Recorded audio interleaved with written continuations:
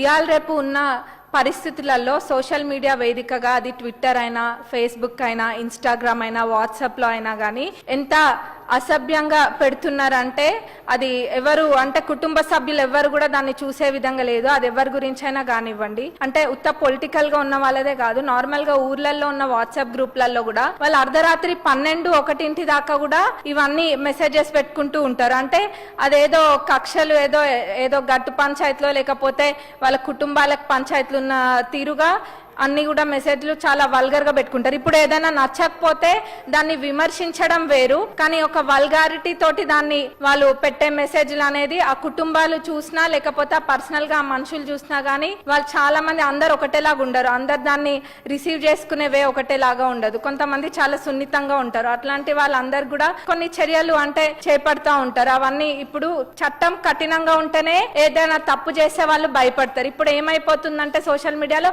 ఎంత అంటే ఇందాక అన్నారు స్కైజ్ లిమిట్ అన్నట్టుగా అయిపోతుంది. అంటే ఏదైనా మాట్లాడొచ్చు, ఏదైనా చేయొచ్చు.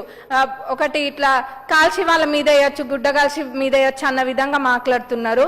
అది చాలా బాధాకరము. ముఖ్యంగా నేను ఒక సందర్భంలో అనుకున్నా, అంటే అందరు అన్ని అంశాలు కవర్ చేసిండ్రు, కానీ మహిళల గురించి ఒకటి ప్రత్యేకంగా మాట్లాడాలనుకుంటున్నా.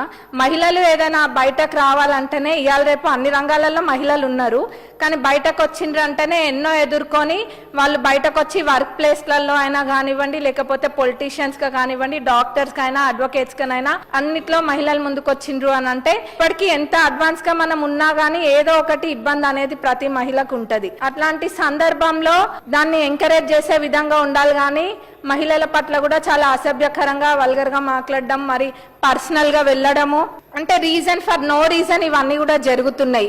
అంటే ఏం నేర్పిస్తున్నాం? ఇప్పటికే సోషల్ మీడియా అనేది ఒక రకంగా ఎంత మంచో అంతకు మించిన చెడు వేలో ఇది ముందుకెళ్తుంది. దీన్ని అరికట్టాలి అని అంటే ఫ్యూచర్ జనరేషన్స్ ని కూడా మనము ప్రొటెక్ట్ చేసుకోవాలి అన్న ఇది ఉంటే ఇట్లాంటి చట్టం తేయడం అన్నది చాలా అవసరము. ఇప్పుడు ఇంకా ఫ్యామిలీలని కూడా లాగుతూ ఉంటారు ప్రతి దాంట్లో.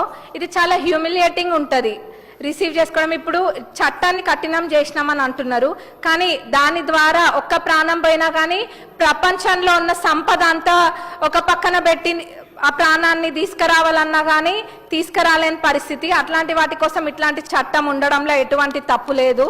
ఇంకా అదే కాదు, మనం చూస్తున్నాము ఇప్పుడు ఛానల్స్, మీడియా ఛానల్స్ ఇవన్నీ కూడా ఎంత అంటే ఇప్పుడు నిజాలు చెప్పిన దానికన్నా కూడా ఎంటర్టైనింగ్ అనో లేకపోతే మంచి కన్నా కూడా చెడు తొందరగా వ్యాపిస్తుంది. ఇవాళ రేపు మన నిజాలు వాకిటి దాటక ముందే అబద్ధాలు ప్రపంచాన్ని జుట్టేస్తున్నాయి. ఇవన్నీ కూడా అందరం చూస్తున్నాము. దీన్ని ఖచ్చితంగా ముందుకు తీసుకెళ్ళాలి. మొన్ననే మనం చూసినాము, అసెంబ్లీలో కూడా చూసినాము, అంటే ఎటు దారి తీస్తున్నాయి ఇవన్నీ కూడా అని.